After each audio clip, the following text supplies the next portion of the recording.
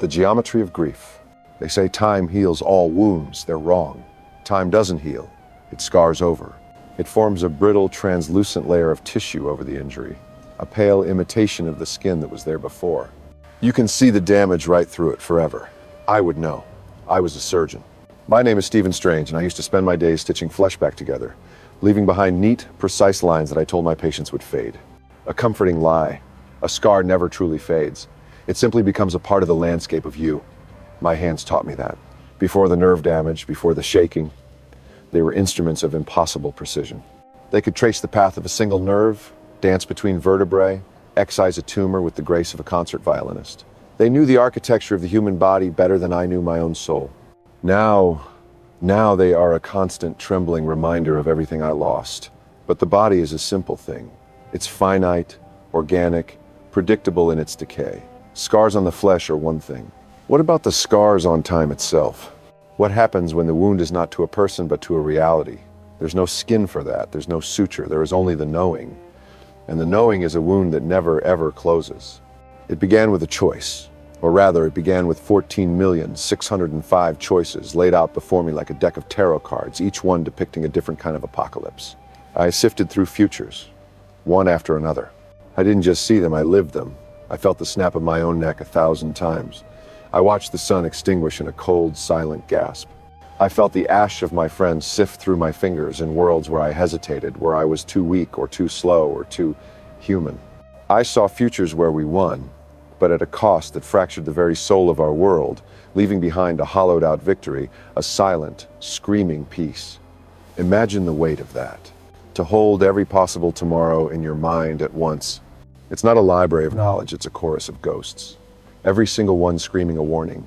And out of that cacophony of failure, that ocean of endings, I found one. One single solitary path. A thread of light so thin it was almost invisible against the overwhelming darkness. The one way. The path where we won. But winning, I learned, is just a different kind of losing. To secure that one future, I had to let Tony Stark die. I had to look a man I respected, a man who had finally found a reason to live beyond himself, and I had to hand him his death sentence. I traded his life for the universe. A simple, brutal calculation. The needs of the many outweigh the needs of the few, or the one. I told myself that, I still tell myself that. But the equation doesn't account for the soul. It doesn't quantify the look in a man's eyes when he understands the sacrifice you've chosen for him. It was my hand that sealed the time stone. It was my word that set him on that path. In that moment, I wasn't a sorcerer or a guardian. I was the surgeon again, making the cold, hard decision on the operating table. Triage. Save the patient, even if it means sacrificing the limb. But Tony wasn't a limb. He was the heart. And I am the one who prescribed the procedure that stopped it. The universe remembers him as a hero, as he should be. But I remember him as the price, my price. The first and deepest scar carved not onto my skin, but onto the fabric of existence itself. A wound I can see every time I look at the stars. And I wonder, in the quiet moments in the sanctum when the relics are sleeping and the city is a distant hum, did I save the world, or did I just choose which pieces of it I was willing to lose? That choice, it unmade me. The man who walked onto Titan was not the man who walked off. I had been arrogant, yes, confident. I believed in my own ability to control the outcome, to bend the universe to my will through knowledge and power. That's the surgeon's fallacy. The belief that with enough skill, any problem can be cut out, repaired, fixed. But the universe isn't a patient on a table. It's a living, breathing, chaotic storm of infinite possibilities. And seeing those possibilities shattered my arrogance. It replaced it with something far heavier: responsibility. The man who came back carries the weight of every future he saw, every world that died because he wasn't strong enough. It's a phantom limb pain for 14 million lost timelines. I am haunted by the ghosts of what might have been. I see them in my dreams. Worlds where Peter Parker grows old. Worlds where Wanda finds peace. Worlds where Vision and she sit on a porch somewhere in Scotland watching the sunset. Beautiful, impossible worlds that I had to extinguish to save this one. This flawed, broken, beautiful reality we call home. Am I a hero? Or am I a monster who simply chose a victim he could live with? The line is so thin it might not even be there. It might just be a story we tell ourselves to sleep at night. But I don't sleep much anymore. The multiverse confirmed this awful truth. The idea that we are singular, that our choices are unique, is the ultimate illusion. Out there, in the infinite sprawl of creation, are other Stephen Stranges. Versions of me who made different choices. Some better, some so much worse. I've met them. I've fought them. I've seen the darkness I am capable of. A me who wielded the Darkhold, who collapsed entire universes just to find a sliver of happiness for himself. A me who became the very monster he swore to destroy.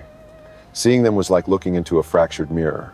In their eyes, I saw my own arrogance, my own desperation, my own obsessive need for control magnified into a cataclysmic force. It forces you to ask the terrifying question, what makes me different? Am I the good one simply by luck, by circumstance?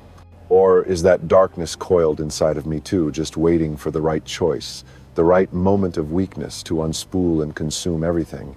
That is a fear that magic cannot banish. It's a fundamental terror of the self. The knowledge that the greatest threat I will ever face is not some cosmic entity from another dimension, but a version of my own reflection, one wrong turn away. I am the guardian of this reality, but who guards this reality from me? All this power, all this knowledge of the cosmic architecture, and for what? I can manipulate time, fold space, converse with entities older than galaxies. I have held the fate of all existence in these scarred and trembling hands. And yet, I couldn't save Christine Palmer. Not for myself, anyway.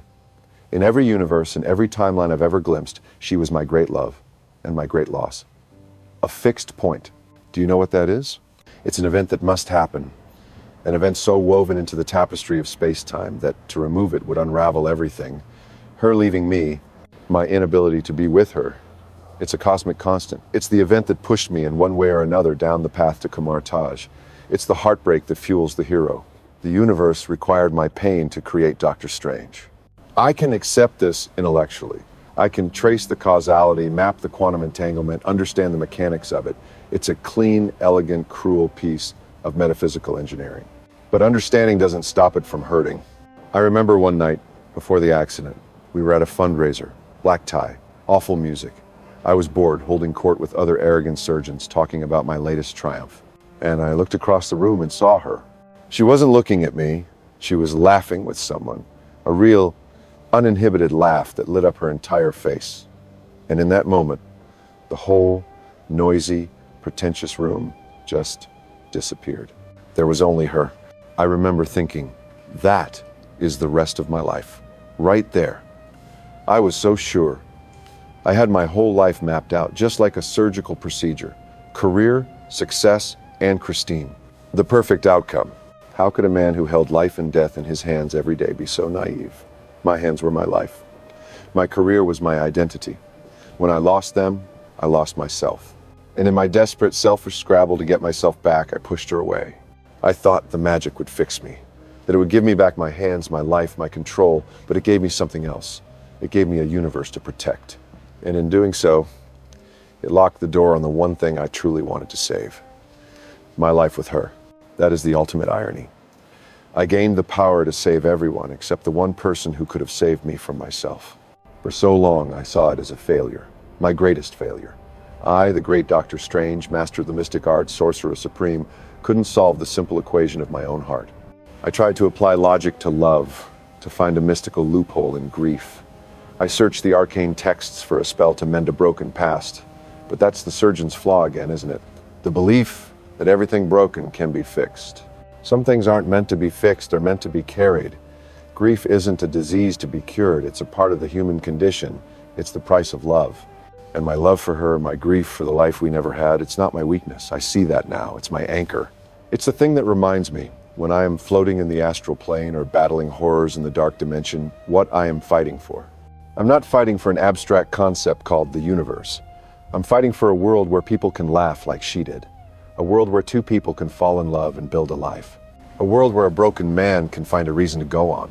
I couldn't have it, that is my sacrifice. But I can protect it for everyone else. The arrogance is gone. Or, at least, I try to keep it chained in the cellar. I no longer see the universe as a problem to be solved. I see it as a thing to be protected. I am not its master. I am its custodian, a lonely watchman on an infinite wall. My hands will never be steady enough for a scalpel again. The delicate, precise work of mending a single human body is beyond them, but they can conjure shields of shimmering energy. They can weave spells that rewrite physics. They can hold back the darkness, if only for one more day. The scars on my hands, the scars on my soul, the scars on time itself, they are not signs of damage. They are maps. They are the story of what it costs to keep the light on. They are a reminder that healing isn't about returning to what you were before. It's about becoming what you are now. My name is Stephen Strange, and my pain is my power. The scalpel is gone. The scars remain, and the watch has just begun.